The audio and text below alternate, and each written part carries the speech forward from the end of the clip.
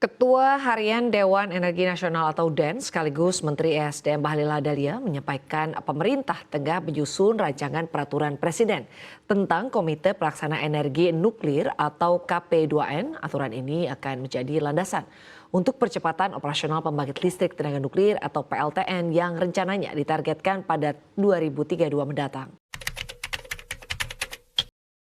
Semuanya kuliah dari PSDK 23. Aku Ginanjar dari Sosiologi 22. Evan. Dan saya saat ini freelance, volunteer. PLT Indonesia itu dilakukan secara masif ya, terutama di daerah-daerah yang memiliki sumber daya nuklir itu sendiri, seperti daerah Sulawesi dan sekitarnya. Ya mungkin dengan pembangunan PLTN itu menjadi sebuah pembaruan ya di Indonesia. Karena emang sebelumnya di Indonesia tuh nggak ada pembangkit listrik dengan tenaga nuklir gitu.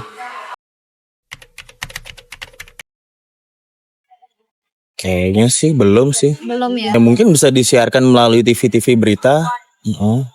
Jadi di sela-sela iklan, jadi ada iklan yang tentang edukasi gitu. Biar lebih tahu ya kan. Karena kan kebanyakan orang Indonesia malas membaca. Hanya mendengar gitu loh. Mungkin masih perlu digiatkan lagi ya terkait edukasi nuklir itu karena PLTN ini juga menjadi sesuatu yang baru bagi masyarakat Indonesia gitu. Jadi perlu digiatkan lagi edukasi tentang keamanan nuklir dan semacamnya gitu. Yang kita tahu yang sudah banyak di Indonesia kan PLTU mungkin ya.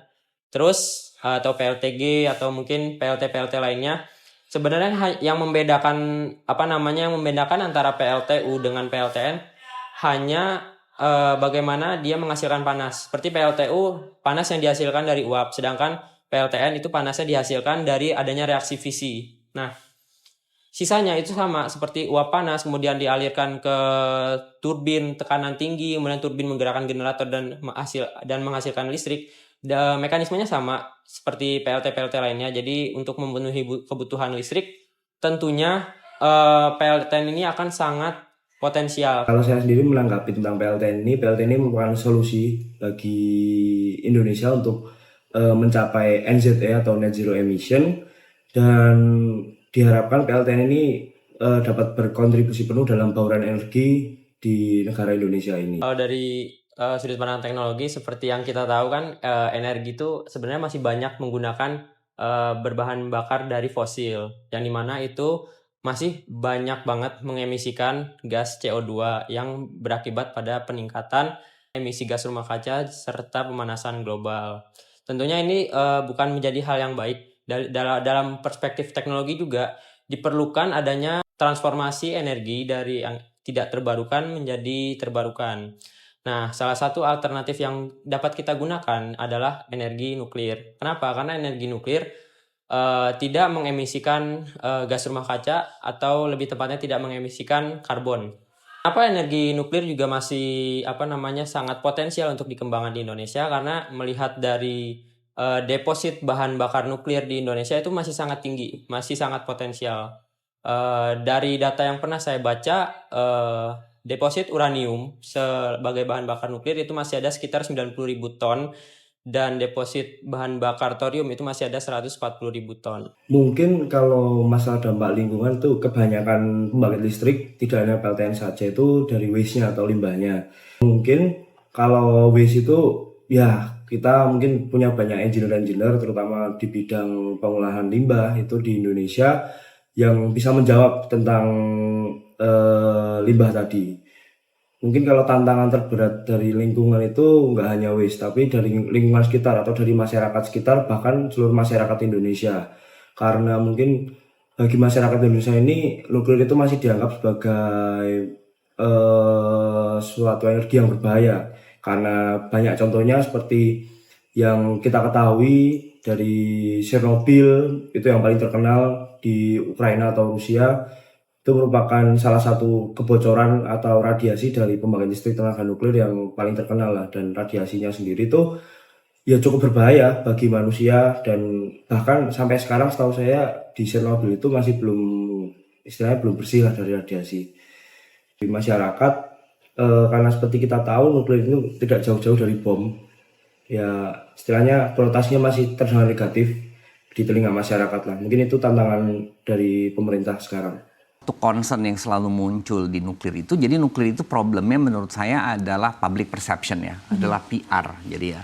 Jadi salah satu yang selalu menjadi concern itu adalah keselamatan. Nah, kalau kita bicara keselamatan, faktanya kita harus bicara kematian. Betul kan kalau kita bicara keselamatan. Faktanya adalah kematian per terawatt hour untuk nuklir itu adalah terendah. Jadi kalau dia kematiannya terendah, maka sesungguhnya nggak ada kata lain yang bisa dikatakan dia yang paling aman sebenarnya. Cuman nuklir itu memiliki persoalan, yaitu persoalan persepsi publik yang memang seolah-olah menakutkan. Jadi pemerintah harus membuat tim PR atau public relation agar masyarakat sekitar atau masyarakat seluruh Indonesia, tidak hanya masyarakat yang ada di sekitar PLTN nanti yang akan dibangun, itu bisa tahu kalau nuklir ini tidak sepenuhnya berbahaya dan sebenarnya nuklir ini aman-aman aja dan merupakan energi bersih. Tantangan alamiah sendiri itu adalah dari letak geologisnya. Karena seperti kita ketahui Indonesia itu terletak di Ring of Fire, jadi sering terjadi seperti bencana alam seperti gempa bumi dan tsunami. Nah, mungkin ini tantangan pemerintah untuk memilih tempat yang tepat, yang jarang terjadi atau bahkan tidak pernah terjadi gempa bumi ataupun bencana tsunami atau gunung meletus. Mungkin nuklir bisa menjadi salah satu opsi untuk energi yang lebih bersih dan untuk menjawab apakah nuklir bisa menjadi solusi terkait perubahan iklim yang terjadi, mungkin bisa saya simpulkan bisa. Bisa dibilang iya karena PLTN sendiri bisa dibilang gas buangnya itu lebih ramah lingkungan dibandingkan dengan PLTU yang merupakan supplier listrik terbesar di Indonesia saat ini atau pembangkit listrik tenaga uap yang bahan bakarnya adalah batu bara. Seperti kita ketahui, pertama batu bara itu adalah sumber energi yang akan sepertinya diprediksi akan habis dan bukan merupakan EBT atau energi baru terbarukan. Selain membentuk tim PR, mungkin pemerintah harus segera merealisasikan wacana ini karena setahu saya mengutip dari lamannya Kementerian ESDM, pemerintah itu sudah menjadwalkan atau merencanakan pembangunan PLTN itu sudah dari tahun 2007 dan akan direalisasikan tahun 2017.